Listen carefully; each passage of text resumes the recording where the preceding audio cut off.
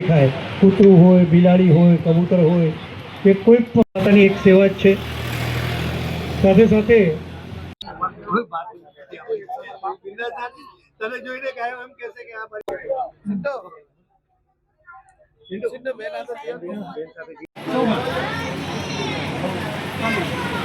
ગુજરાત સરકારની આ યોજના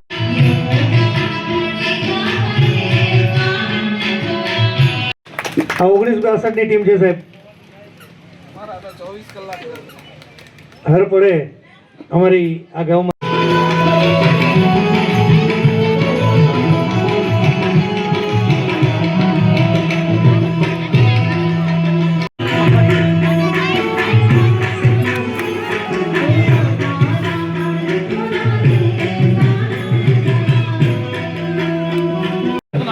ધન્યવાદને પાત્ર છે જે રસ્તે રખડતા કોઈ પણ પશુ હોય એને સારો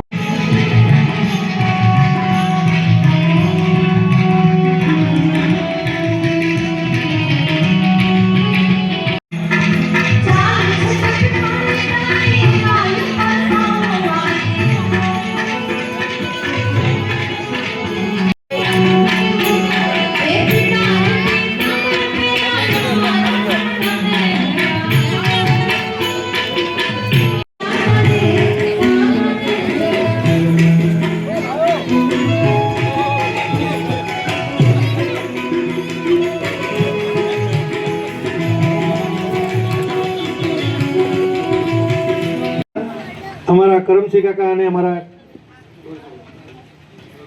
વર્ષાબેન દ્વારા એમને માહિતી મળી અને ખૂબ મોટું યોગદાન, લગભગ 10 લાખ જેવું યોગદાન આપ્યું છે એમણે. ખરેખર આવા દાતાઓના થકી જ અમે આ 4 વર્ષથી સેવા આપી રહ્યા છીએ. દરેક દાતાઓને હું ફરીથી વંદન કરું છું. જય ગૌ માતા. આજે મકર સંક્રાંતિની પાવન પર્વે ગૌ પૂજનનું જે મહાત્મ્ય છે, આજે હું જોઈ રહ્યો છું વલસાડના સવારથી અવિરત ઘસારો આવી રહ્યો છે. મેળા જેવો માહોલ છે. 4 વર્ષથી અમે આ ગૌધામ ચલાવી રહ્યા છીએ. 4 વર્ષની અંદર સરકારના 1 પણ રૂપિયાનો ગ્રાન્ટ લીધા વગર વલસાડના અને આજુબાજુના વિસ્તારના દાનદાતાઓથી આ ગૌશાળા ચાલી રહી છે.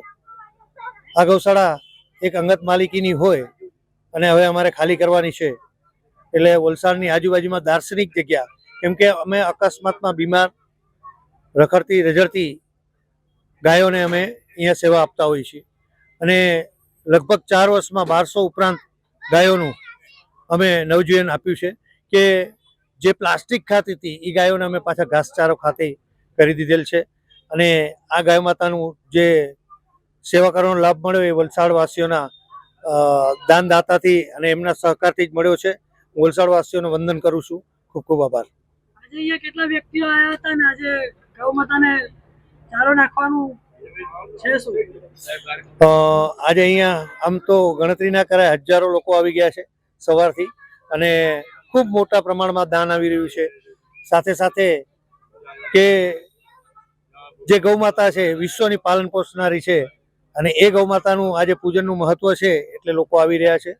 અને હું ફરીથી અપીલ કરીશ કે અમે વલસાડની આજુબાજુમાં આ જે બીમાર અને અકસ્માતમાં ઘાયલ હોય એવી જ ગાયો માતાઓને અમે સેવા કરતા છીએ.